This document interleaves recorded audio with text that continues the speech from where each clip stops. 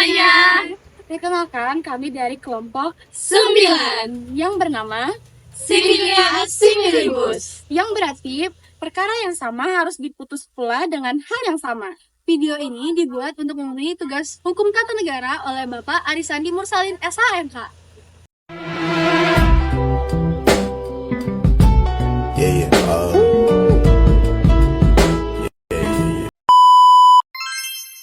Di sini akan menjelaskan ruang lingkup hukum tata negara.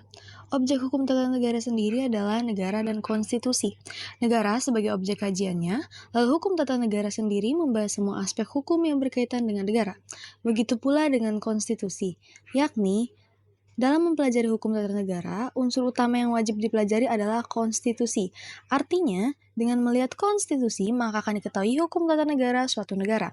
Sehingga, ruang lingkup hukum tata negara sendiri adalah mengenai organisasi negara yang mencakup lembaga negara, hubungannya satu sama lain, jabatan, kekuasaan, disertai hak dan kewajiban anggota juga pimpinan.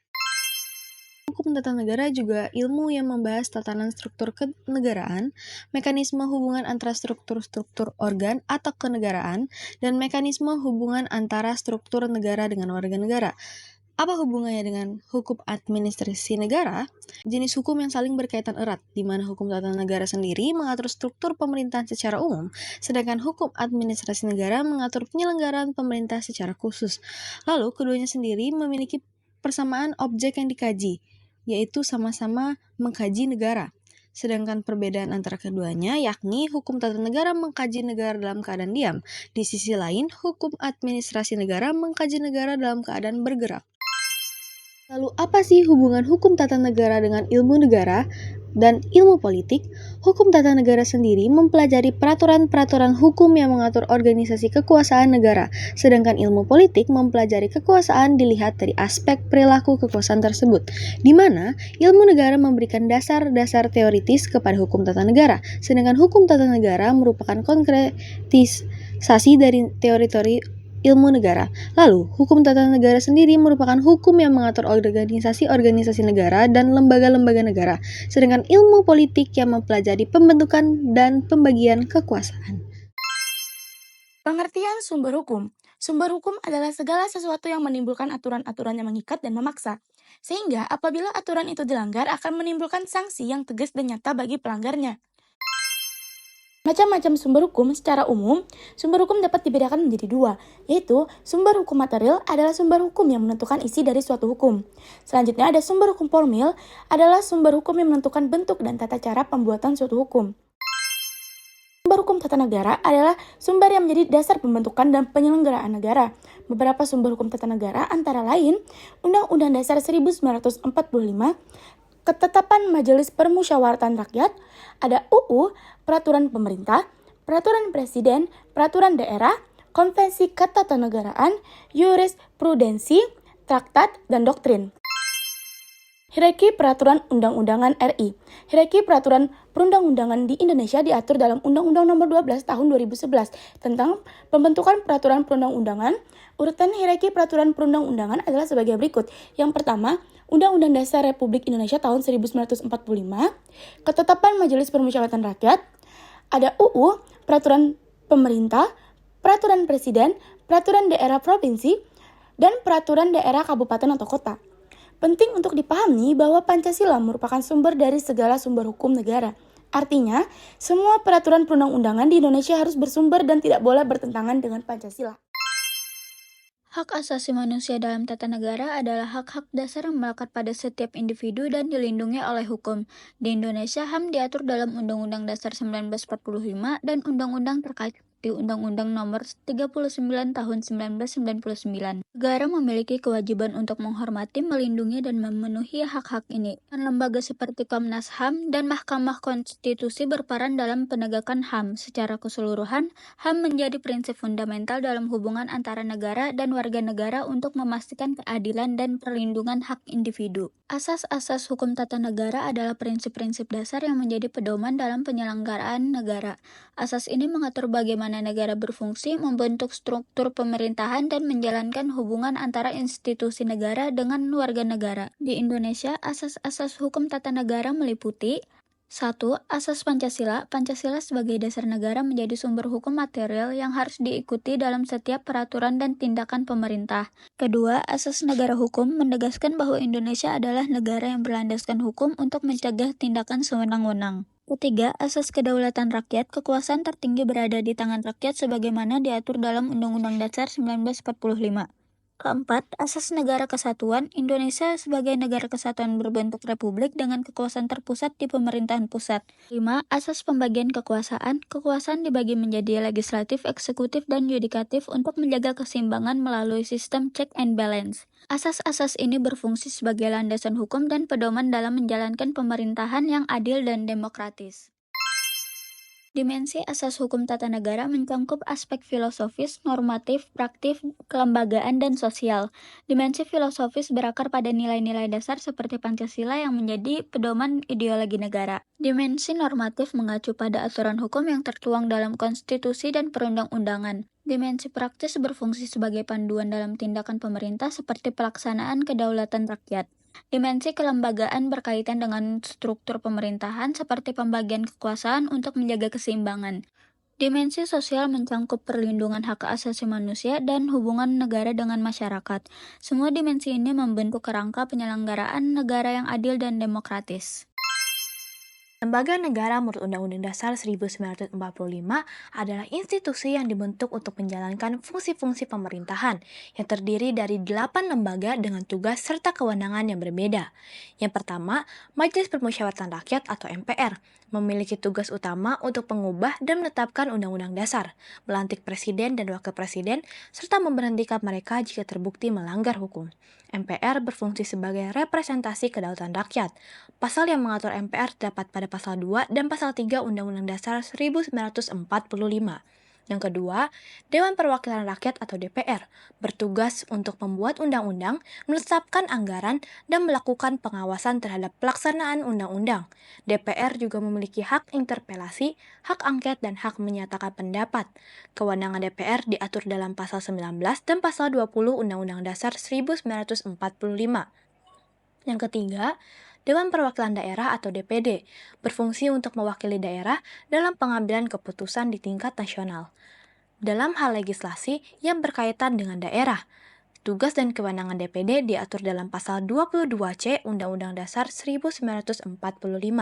Yang keempat, Presiden sebagai kepala negara dan pemerintahan yang bertanggung jawab untuk menjalankan undang-undang, membentuk peraturan pemerintah, mengajukan rancangan anggaran pendapatan dan belanja negara atau RAPBN, serta mengangkat dan memberhentikan menteri. Kewenangan Presiden diatur dalam pasal 4 hingga pasal 12 Undang-Undang Dasar 1945.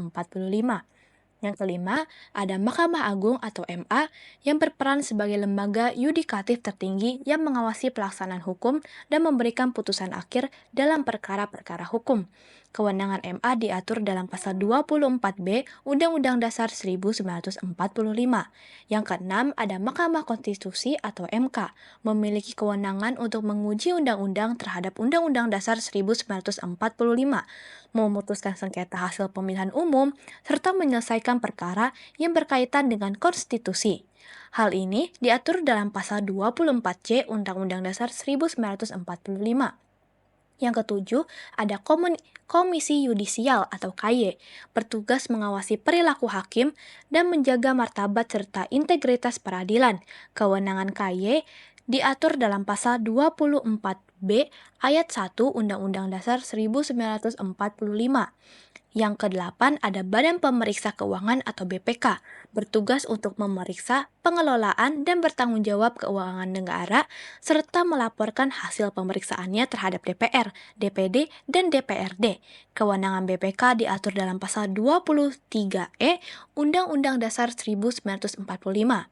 Secara keseluruhan, lembaga-lembaga ini saling berinteraksi dalam menjalankan fungsi pemerintahan dan menjaga keseimbangan kekuasaan melalui sistem check and balance yang diatur dalam Undang-Undang Dasar 1945. Lembaga independen di Indonesia berkembang pesat pasca reformasi 1998 sebagai bagian dari penguatan sistem checks and balance. Sebelum 1998, Indonesia hampir tidak ada lembaga independen. 1998 hingga 2004, Amandemen Undang-Undang Dasar 1945 membukakan jalan pembentukan lembaga independen. 2004 hingga sekarang, penguatan dan pembentukan lembaga ini baru sesuai dengan kebutuhan. Lembaga independen memiliki ciri khas berupa independensi struktural, fungsional, dan administratif. Memiliki 3 cabang kekuasaan, yaitu eksekutif, legislatif, dan yudikatif. Lembaga ini memiliki macam tugas dan kewenangan. Yang pertama ada KPU, untuk merencanakan, mempersiapkan, dan melaksanakan pemilu. Kewenangannya untuk menetapkan peserta, daerah pemilihan, dan hasil pemilu. Yang kedua ada Komnas HAM, untuk mengkaji, meneliti, dan memantau HAM. Kewenangannya untuk melakukan penyelidikan pelanggaran HAM dan memberikan rekomendasi. Yang ketiga ada KPK, tugasnya untuk memberantas korupsi dan kewenangannya untuk melakukan penyelidikan, penyidikan, dan penuntutan kasus korupsi. Yang keempat ada KPPU, yang tugasnya untuk mengawasi persaingan usaha, kewenangannya untuk menilai perjanjian, kegiatan usaha, dan penindak pelanggaran. Yang kelima ada OJK, untuk mengatur dan mengawasi jasa keuangan, kewenangannya untuk mengatur sektor perbankan, pasar modal, dan asuransi. Yang keenam ada Bawaslu, untuk menangani atau mengawasi penyelenggaraan pemilu. Kewenangannya untuk mencegah dan menindak pelanggaran pemilu. Yang ketujuh ada Komisi Yudisial, untuk menjaga integritas hakim dan kewenangannya untuk mengusulkan hakim agung dan menegakkan kode etik hakim. Yang kedelapan ada Ombudsman Republik Indonesia, yang tugasnya untuk mengawasi pelayanan publik dan kewenangannya untuk menerima dan menindaklanjuti laporan maladministrasi. Yang kesembilan ada Dewan Pers, yang tugasnya untuk melindungi kemerdekaan pers dan kewenangannya untuk menetapkan dan mengawasi kode etik jurnalistik. Yang ke-10 ada Komisi Penyiaran Indonesia atau KPI, tugasnya untuk mengatur dan mengawasi penyiaran dan kewenangannya untuk menetapkan standar program siaran dan memberikan sanksi. Nah, semua keberadaan lembaga-lembaga ini penting untuk menjaga demokrasi, penegakan hukum, dan perlindungan hak warga negara di Indonesia. Konsepsi demokrasi di Indonesia. Indonesia merupakan suatu negara yang menganut demokrasi Pancasila yang bersumber dari nilai-nilai Pancasila. Demokrasi di Indonesia tidak hanya menekankan pada kebebasan individu, tetapi juga pada keseimbangan antara hak dan kewajiban serta musyawarah untuk mufakat. Demokrasi Pancasila menekankan pada kedaulatan rakyat yang dilaksanakan melalui mekanisme perwakilan dan partisipasi langsung.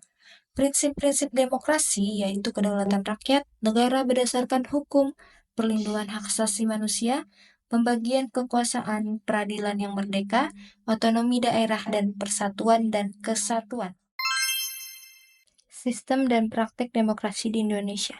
Indonesia menganut sistem presidensial, di mana presiden sebagai kepala negara dan kepala pemerintah yang dipilih langsung oleh rakyat.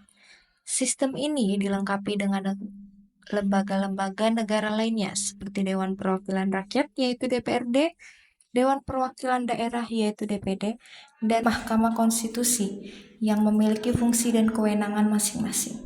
Praktik demokrasi di Indonesia terus berkembang dengan tantangan dan dinamika yang berbeda-beda.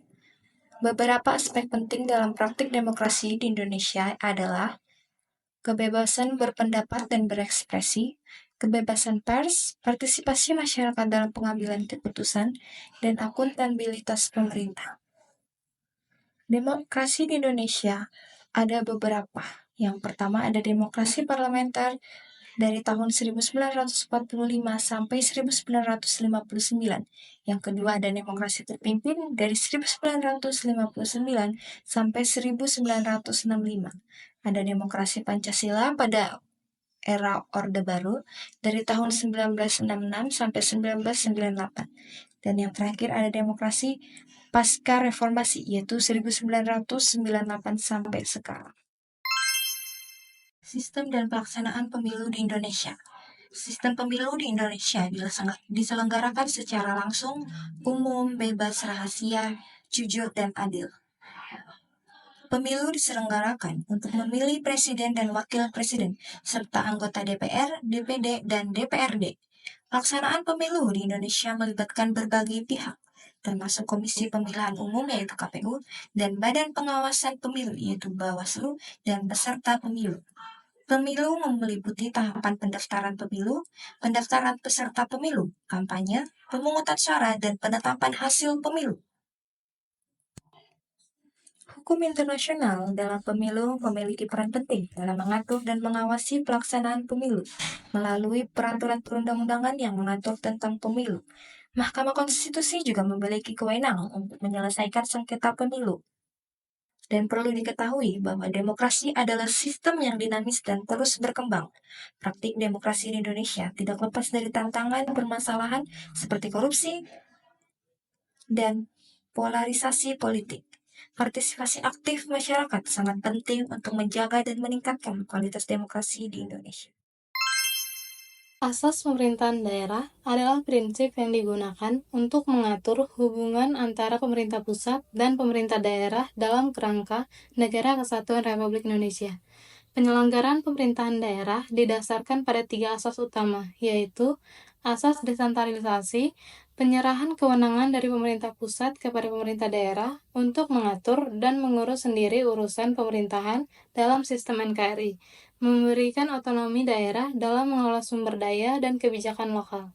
Contohnya, pemerintah daerah berwenang dalam pengelolaan pendidikan, kesehatan, dan infrastruktur. Asas dekonsentrasi, pelimpahan sebagian kewenangan dari pemerintah pusat kepada gubernur atau pejabat vertikal di daerah sebagai perwakilan pemerintah pusat, sehingga pemerintah daerah hanya menjalankan kebijakan pusat tanpa kewenangan penuh. Contohnya, kantor wilayah kementerian di provinsi.